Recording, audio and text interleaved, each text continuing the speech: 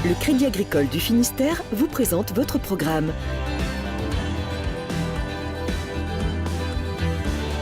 Avec le Crédit Agricole, cap sur les événements de l'été en Finistère.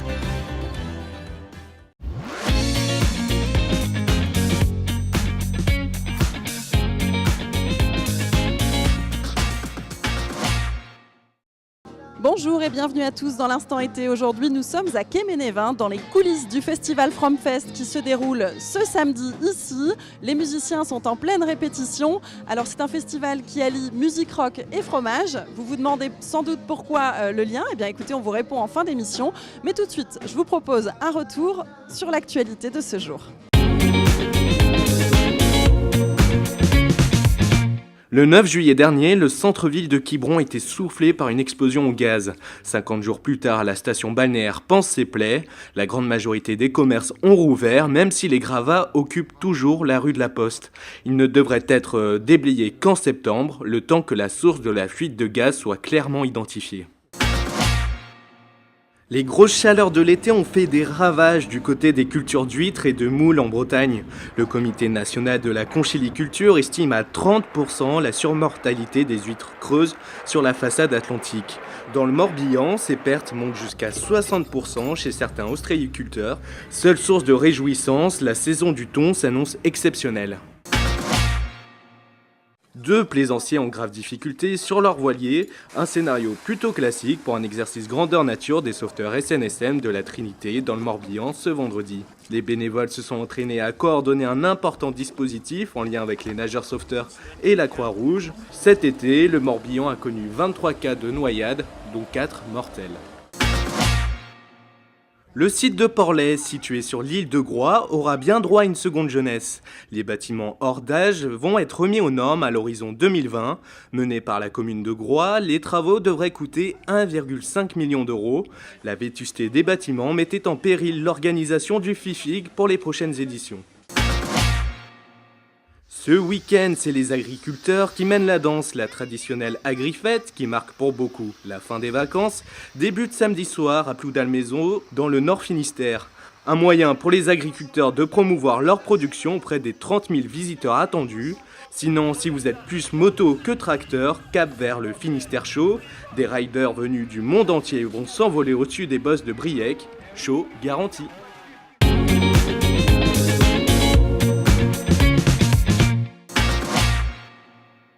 4 jours de championnat de France de l'avenir. Jusqu'à samedi, les épreuves de route ont lieu à Plougastel-Daoulas. Des cyclistes cadets, juniors ou espoirs sont venus de toute la France pour s'affronter. Ils et elles ont entre 15 et 18 ans. Parmi eux, des Bretonnes très prometteuses, comme Maïna Galland, plougasteloise, qui vient de remporter ce vendredi le titre de championne de France junior.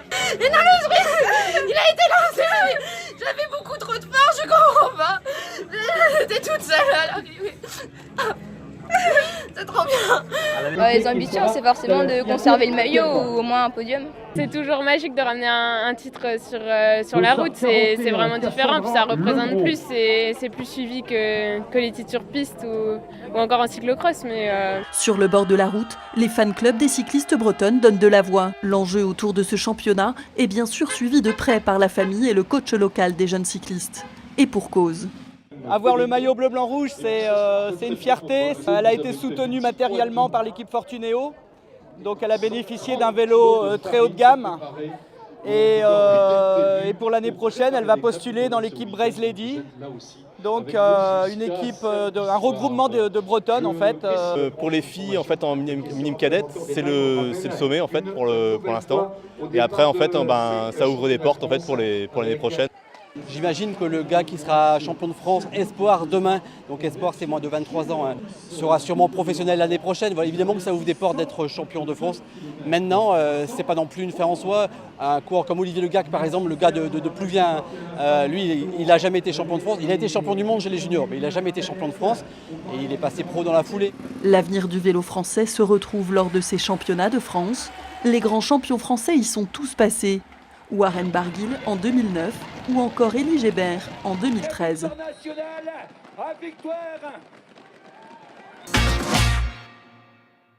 La fin des vacances approche et pour certains, elle a même déjà pris la couleur des salles de classe. Au lycée et collège Notre-Dame-le-Ménimur à Vannes, certains professeurs et élèves se retrouvent pour des cours particuliers avant la rentrée. Ça existe chez nous depuis une vingtaine d'années sur le collège et plus récemment sur le lycée depuis 2 ans maintenant.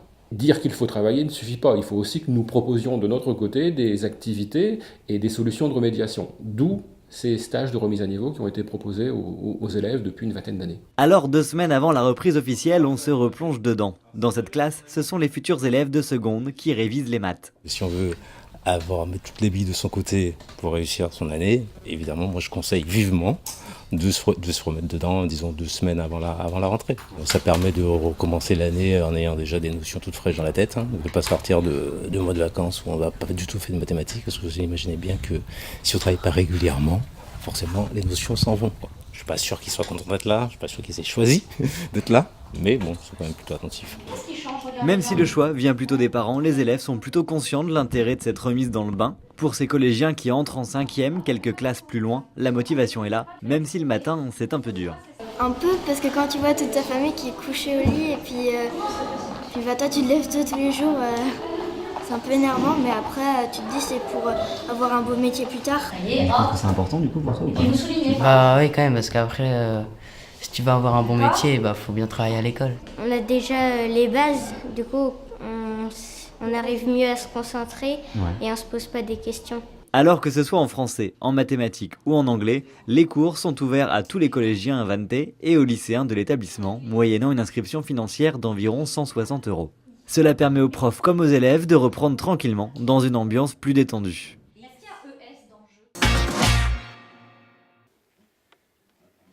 Nous sommes de retour à Quéménévin, sur la prairie, où va se dérouler le FromFest dès demain, ce samedi. Donc un festival de musique qui allie le rock et le fromage, avec les 2 organisateurs qui sont à côté de moi, qui vont nous expliquer finalement ce lien, puisqu'on se demande depuis le début pourquoi on lie le fromage au rock. Bonjour Benoît, bonjour Ronan. Bonjour. Merci d'être là. Alors Ronan, expliquez-nous, pourquoi est-ce qu'ici on va retrouver du rock et du fromage ? D'où vient cette idée folle ? Écoutez, ça vient des fêtes de fin de saison et je vous invite tous à essayer, vous allez voir, ça se marie très très bien. Alors expliquez-nous un peu plus Benoît, parce que ici vous êtes sans doute des fanats de rock, de festivités, d'ambiance sympa, et puis vous êtes tous producteurs de fromage. Voilà.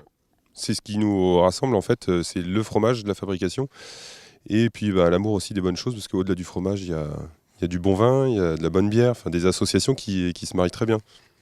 Vous avez voulu créer un rendez-vous de découverte culinaire, c'est-à-dire qu'on va retrouver vos fromages. Expliquez-nous de quel type. Alors déjà brut sur des assiettes et ensuite cuisiné en tartiflette cette année et éventuellement des associations fruits ou légumes avec fromage. Alors c'est évidemment un festival où on se retrouvera entre amis dans une bonne ambiance, mais alors pour écouter quoi comme style de rock, Ronan ? Alors cette année, écoutez, la programmation est, on va dire, rock, reggae, ska. Donc dominant de rock plutôt au début de festival. On a un petit passage reggae à l'heure de l'apéro pour se poser tranquillement dans la prairie. Et on finira avec du ska un peu festif, voilà, sur la fin. Donc ça, vous avez changé un petit peu parce qu'on a oublié de le dire. C'est la 2e édition, je ne me trompe pas. C'est la 2e. Voilà, et vous avez un peu élargi, c'est-à-dire que vous avez commencé très rock et puis là vous proposez... C'était quand même le même principe un petit peu l'année dernière. On reste un peu sur les mêmes bases. Des produits locaux, est-ce que la musique est locale également avec des groupes du coin ? Est-ce que vous pouvez nous en citer quelques-uns ? Alors, comme pour les fromages, on fait à la fois local et découverte d'ailleurs. Donc on a des groupes qui sont très locaux, il y a Did et Steph qui sont de Quéménévin et Plouévin. Et si on prend l'opposé, on a un duo qui vient de Hongrie. Et alors, quel type de rock c'est du rock, on va dire, classique des années 70-80. Et pour les groupes de reggae, vous avez invité qui ? Donc pour le reggae, c'est Sean qui nous vient de Hongrie. C'est un duo avec Peter, donc guitare, ukulélé et une superbe voix. Alors, vous avez décidé ici de bloquer la jauge à 1000 spectateurs. Pourquoi vous avez décidé de faire ça, Benoît ? Pour garder un côté convivial, pour profiter pleinement de la musique sans se dire qu'il y a trop de monde au bar ou trop de monde pour circuler, quoi. Et puis, il y a une grande valeur quand même que vous avez voulu intégrer dans ce festival, puisque les bénéfices, vous avez une idée assez sympa et solidaire, vont être reversés éventuellement à des agriculteurs, des primo-agriculteurs. Ronan, vous pouvez nous en dire plus sur ce projet ? Tout à fait. Alors, ça a déjà été mis en œuvre l'année passée avec la trésorerie du premier festival. C'est-à-dire que l'argent qui est généré par cette soirée est reprêté, alors c'est pas des dons, c'est des prêts à 0% avec des différés pour aider au démarrage d'une activité. Et alors ça, c'est clairement d'un constat. C'est parce que c'est compliqué de s'installer en tant qu'agriculteur ? Oui, il y a des freins, et notamment financiers. Et au-delà de l'aide financière aussi, c'est un soutien moral, peut-être technique aussi, de faire profiter de nos expériences respectives pour que les gens puissent mettre le pied à l'étrier le plus vite possible. Donc en fait, il n'y a pas de concurrence, c'est ça ? En gros, vous invitez des nouveaux agriculteurs à faire comme vous ? Absolument. À l'heure actuelle, en Bretagne, je ne pense pas qu'on puisse parler de concurrence. On est sur une émulation qui est très positive. Voilà, on essaye de tous avancer dans le bon sens. Merci à tous les deux. Eh ben, écoutez, comme c'est un festival de musique, on va aller en écouter et rencontrer l'un des groupes. Suivez-moi.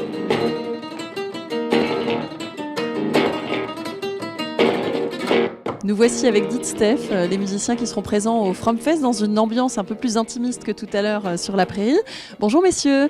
Bonjour. Donc là, pourquoi vous avez décidé ici de venir participer au FromFest ? D'abord parce que vous êtes un groupe rock, bien sûr, mais est-ce qu'il y avait une motivation supplémentaire ? On est sur vos terres ici ? Oui, on est un groupe local. Didier, est-ce que vous pouvez nous parler un peu de votre univers musical ? Parce que le rock, c'est assez vaste. Quel type de rock faites-vous ? Moi j'étais fan, tout petit j'ai été baigné dans les années 70 avec Led Zepp, des groupes comme les Zeppelin, Deep Purple, Genesis, etc. Et c'est vrai que j'adorais ça et j'ai tout le temps considéré cette musique, avec le recul, comme une forme de musique traditionnelle. Anglaise évidemment.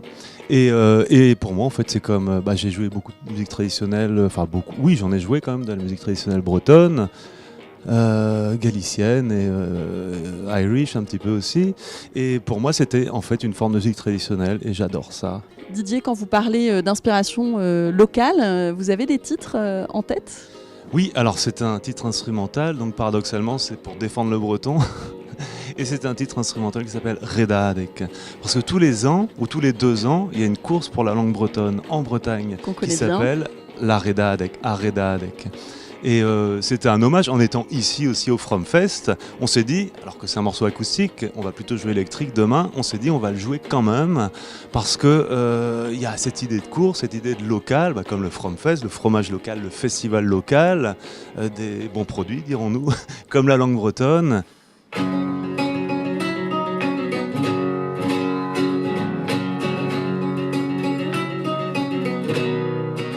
Et donc, vous avez aussi composé une chanson particulièrement pour le FromFest, Stéphane. FromFest, c'est le titre du morceau. Et on exprime le souhait que le festival perdure dans le temps. Et voilà, avec la bonne humeur qu'on connaît aux organisateurs.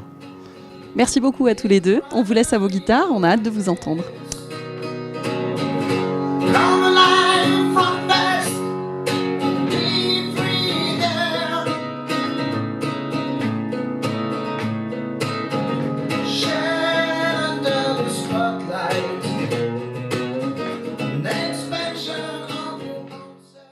Votre programme vous a été présenté par le Crédit Agricole du Finistère.